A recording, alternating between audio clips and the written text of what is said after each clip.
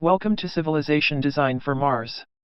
This time we outline the phased approach to civilization design for Mars. I'm designing a legal and ethical framework for a civilization on our alternate planet as we become multi-planetary. This channel documents controversial and notable topics encountered along the way.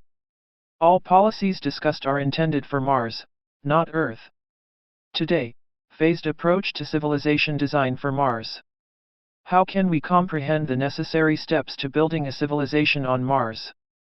What do they look like? How does each phase start and end? We look at these and other issues in the phased approach to civilization design for Mars. Making a framework. Rome wasn't built in a day.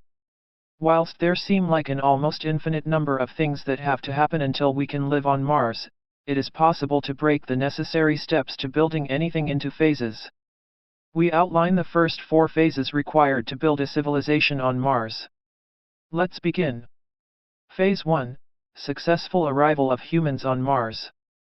We are currently in Phase 1. Several motorized vehicles have been to Mars but no humans have. Phase 1 is currently an Earth-based research and development phase, linked to the model for commercially viable space travel. This model posits that reusable rockets, creating a shuttle between Earth and Mars, will bring down the cost of space travel to an economically viable level which enables multi-planetary human existence. Teams at SpaceX are currently creating a reusable shuttle to Mars, called Starship. Starship not only has to shuttle to Mars and back. For Phase 1 to be successful in the human civilization mission to Mars, it has to successfully shuttle humans. The issue of radiation, harmful to human flesh, will arise in Phase 1 on the 6-month or 2-year journey to Mars. Radiation will remain a key problem to solve. Phase 1 will see attempted and successful Starship test flights to the Moon and then to Mars, mostly first carrying androids. Eventually a team of expert human astronauts will travel by Starship to Mars, confirm arrival and split their crew to send some back via shuttle to Earth whilst others remain on Mars. Phase 1 will be complete when the shuttle between Mars and Earth functions reliably, and human astronauts can begin work on Phase 2. Phase 2, Survival and Research. Phase 2 is a series of high-risk Mars-based human and technological missions. Expert astronauts have now arrived on Mars, but they now need to learn to survive on Mars in the short term. If they can't survive there, none of the rest of us will ever be able to. Cosmic radiation is a great risk to humans and Mars does not currently have an atmosphere which can adequately protect us. A set of solutions must be found to the problem of humans and radiation during Phase 2. Their job will be made harder by limited resources, fuel, food, air, and infrastructure. As they confirm and rebut assumptions about Mars, they will create a basic survival and research base. Similar to military missions on Earth or space missions, the astronauts are highly trained, paid professionals who bear a high risk of death and injury in Phase 2 missions. Phase 2 is a pre-civilization phase to enable humans to find a way to survive, breathe, live, work and have access to basic utilities. Working on the foundations of Phase 1, which assumes a working shuttle system between Earth and Mars, Phase 2 can be said to be complete when experts are able to survive on Mars short term, establish and maintain their own base from which they can commence with Phase 3. Phase 3, Building the Foundations of a Civilization. Phase 3 starts and contains the process of designing Mars for non-experts immigrants from Earth to live there. Phase 3 will continue to improve the living environment for astronauts, researchers, and infrastructure builders in the medium term. Phase 3 is a long phase, requiring the complete design, test, and build of the foundations of the Mars civilization.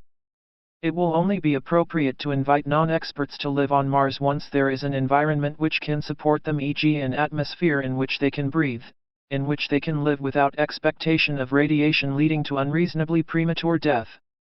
Immigrants from Earth should be able to take shelter, have privacy, and be comfortable enough, physically and psychologically, to live short, medium, or even long-term on Mars. Much like building a city which did not previously exist, Phase 3 is where the core civilization design and build is focused.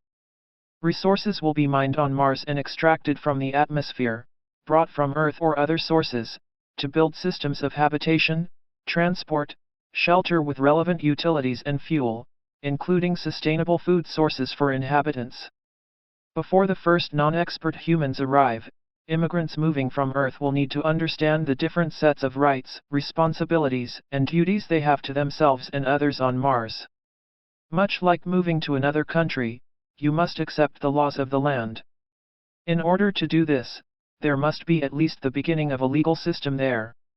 When the environment, atmospheric, legal, and infrastructural, is deemed stable enough for non-expert humans to live life on Mars, as the final tests are being completed, training and selection programs for the first non-expert citizens on Earth will be underway. Phase 3 will be complete when the infrastructure is designed, built, and tested to an acceptable standard for the first Earth immigrants to arrive. Phase 4. Arrival of non-expert humans. Human non-expert immigrants from Earth intending to commit to a medium or long-term life on Mars will be the first intended inhabitants of the new civilization. These are humans who have been socialized on Earth and who wish to live the rest of their lives on Mars together.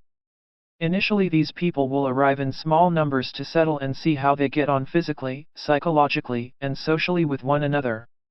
The non-expert citizens on Mars will require great support technologically, psychologically, socially, physically, and in all facets of their life there. The infrastructure of the civilization supporting life on Mars will require physical maintenance, monitoring, improvement, and development. Therefore, the expert astronauts and infrastructure builders will be joined by many human support services, remaining part of the ecosystem of the civilization on Mars, as well as the citizens themselves. Phase 4 can be said to be complete when multiple small groups of non-expert immigrants from Earth are able to adjust and settle on Mars with all the technological and psychological support required. They should be able to live reasonably healthy, long lives with the desire to stay on Mars and make it their home. Next time we look at murder on Mars. That's all for this episode. Please subscribe, share your thoughts in the comments, and thanks for listening to Civilization Design for Mars.